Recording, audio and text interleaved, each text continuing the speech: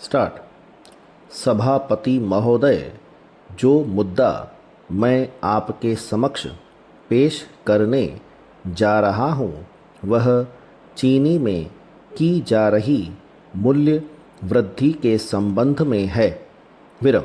अचानक सरकार की ओर से चीनी मूल्य वृद्धि करने से भारतीय जनता पार्टी, समाजवादी जनता पार्टी, जनता पार्टी, समता पार्टी के साथ अन्य राजनीतिक दलों ने कड़ी आलोचना करते हुए तत्काल वापस लेने की मांग कर डाली है।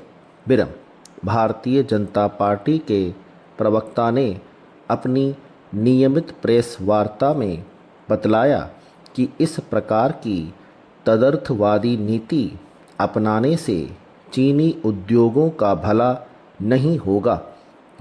इसलिए सरकार को एक व्यापक चीनी नीति बनानी चाहिए। इस नीति के अंदर चीनी मिलों को लाइसेंस से लेकर निर्यात करने से संबंधित सब मुद्दों को शामिल किया जाना चाहिए। इस संबंध में सरकार का यह तर्क देना गलत है कि गन्ना उत्पादित करने वाले किसानों को लाभ पहुंचाने के उद्देश्य से हमने चीनी के मूल्य बढ़ाए हैं। मैं कहना चाहता हूं कि इस वृद्धि से सरकार भ्रामक स्थिति पाल रही है कि किसान को इस नीति से बड़ा लाभ होगा। मैं नहीं समझता कि इससे किसानों को कुछ लाभ हो सकेगा।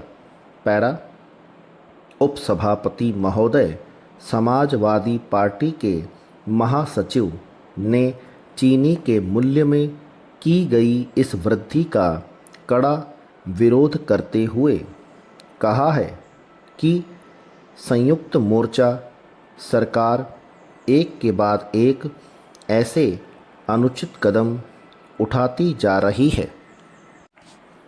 सरकार के ये कदम आम जनता के लिए कष्टकर प्रतीत हो रहे हैं और मुझे ऐसा मालूम पड़ता है कि जनसाधारण के ऊपर भी भारी बोझ पड़ रहा है।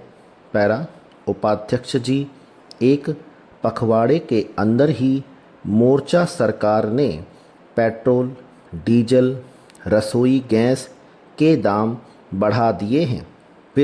अब ऊपर से चीनी के दाम बढ़ गए हैं, जो उचित प्रतीत नहीं होता है। यह कितने आश्चर्य की बात है कि एक तरफ कम्युनिस्ट पार्टी चीनी के दामों में की गई वृद्धि का मंत्रिमंडल में समर्थन करती है, दूसरी तरफ जनसाधारण के सामने मूल्य वृद्धि का विरोध कर रही है। सुब्रमण्यम स्वामी ने आज सार्वजनिक वितरण प्रणाली के तहत वितरित होने वाली शक्कर के मूल्य में एक वर्ष के अंदर दूसरी बार वृद्धि करने पर सरकार के फैसले की कड़े शब्दों में निंदा की है। इससे पहले पेट्रोल, डीजल और खाना पकाने की गैस के मूल्य वृद्धि करने के बावजूद इस तरह से चीनी की कीमतें बढ़ते रहने से उपभोक्ताओं के लिए असहनीय स्थिति पैदा हो गई है।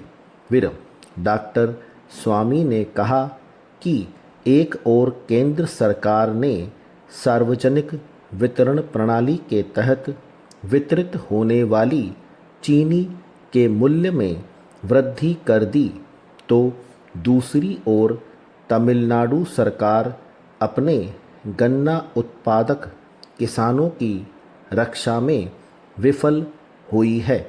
स्टॉप।